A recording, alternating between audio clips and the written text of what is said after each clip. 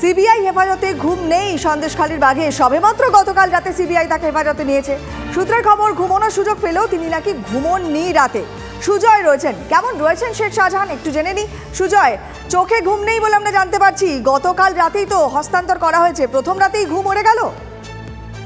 একেবারে দেখো, ছবিতেই গতকাল রাতে যখন তাকে নিজাম প্যালেসে নিয়ে আসা হচ্ছিল তখনই দেখা গিয়েছে যে সন্দেশখালীর বাঘ কোথাও যেন চুপসে গিয়েছে, কোথাও তার সেই সাহস সেটা হারিয়ে গিয়েছে, এবং সেটাই কিন্তু প্রথম রাতে সিবিআই হেফাজতে ধরা পড়লো। যেমনটা আমরা সূত্র মারফত জানতে পারছি যে ঘরে নিজাম প্যালেসে যে ঘরে পার্থ চট্টোপাধ্যায়, অনুব্রত মণ্ডলদের রাখা হয়েছিল, সেই একই ঘরেই রাতে ঘুমোতে দেওয়া হয়েছিল শাহজাহান শেখকে। কিন্তু সেখানে নাকি তার ঘুম হয়নি তেমনটাই জানা যাচ্ছে। এমনকি তার যে ঘরে রাখা হয়েছে তার ঘরের বাইরে সিআরপিএফ জওয়ানরা সারা রাত তাকে পাহারা দিয়েছে, সেই ভয়েই নাকি তার চোখে ঘুম পড়েছে তেমনটাই মনে করছেন অফিসারদের একাংশ।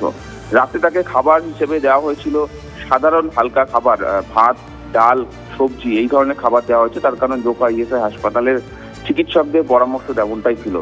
যদিও সকালবেলায় আবার তাকে যে ডায়েট প্ল্যান রয়েছে, যেটা চিকিৎসকরা বলে দিয়েছেন যে সকালে চা, লিকার চা, বিস্কুট দেওয়া হবে এবং পরবর্তীতে রুটি দেওয়া হবে, কিন্তু শাহজাহান শেখ কিন্তু ভাতের আবদার করেছে বলেই জানা যাচ্ছে। এবং তারপর যেটা জানা যাচ্ছে যে সকাল 11টা থেকে তার জেরা পর্ব শুরু হবে এবং তারপর ম্যারাথন তাকে জেরা করবে। তার কারণ তার হেফাজতের মেয়াদ কিন্তু প্রায় শেষের পথে, তাই তদন্তকারীরা চাইছেন এই সময়ের মধ্যেই একটানা জেরা করে এই ঘটনায় যে অভিযোগ ইডি অফিসারদের উপর হামলার, সেই হামলার কারণ জানতে, হামলার নেপথ্যে কারা কারা রয়েছে, কারা কারা পলাতক রয়েছে, শাহজাহান শেখের মোবাইল ফোনটি যে ফোন দিয়েছে তার অনুগামীদের, সমস্ত কিছু খুঁটিনাটি জানার চেষ্টাতে তদন্তকারীরা রয়েছেন। নিশ্চয়ই তারা জানতে পারবেন, জেনে ফেলবেন, কিন্তু প্রথম রাতেই ঘুম উড়িয়ে দিয়েছেন অন্তত শেখ শাহজাহানের, এটা তো স্পষ্ট। নজর থাকবে আমাদের সুজয়।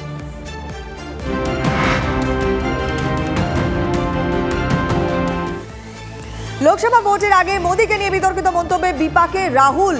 সংযত হন, সতর্ক বার্তা কমিশনের। ভোটের প্রচারে রাহুলকে আরো সতর্ক এবং সংযত থাকার নির্দেশ কমিশনের। এর পাশাপাশি আমাদের রাজ্যে বীরভূমে আবার জোর কাজিয়া। না, এবারে শাসক দলে কাজিয়া নয়, লোকসভা ভোটের টিকিট নিয়ে বিজেপিতে গৃহযুদ্ধ বেঁধেছে। বোলপুর লোকসভা কেন্দ্রের প্রার্থী প্রিয়া সাহার বিরুদ্ধে বিদ্রোহ ঘোষণা গতবারে বিজেপি প্রার্থী রামপ্রসাদ দাসের।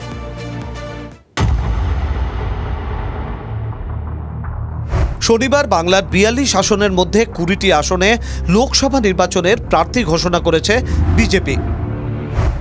বোলপুর থেকে প্রার্থী করা হয়েছে প্রিয়া সাহাকে। এরপরই প্রকাশ্যে ক্ষোভ উগরে দিলেন গতবারের বিজেপি প্রার্থী রামপ্রসাদ দাস।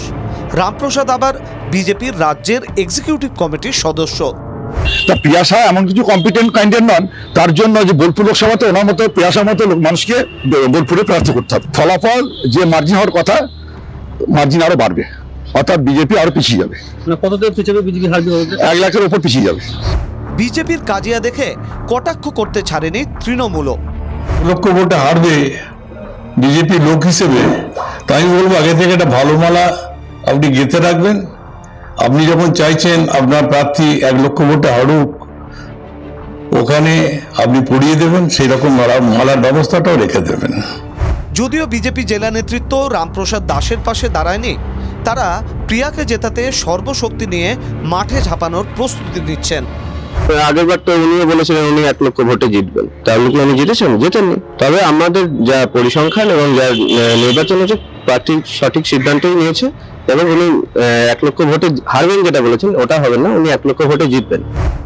বোলপুরে এখনো সেভাবে প্রচার শুরু করেনি বিজেপি। তার আগেই সামনে এসে পড়েছে গোষ্ঠী কাজিয়া। মুখে স্বীকার না করলেও ভোট মরশুমে রামপ্রসাদের বিদ্রোহে কি অস্বস্তি বাড়ল না পদ্ম শিবিরে? বীরভূম থেকে হিমাদ্রি মণ্ডল, TV9 বাংলা।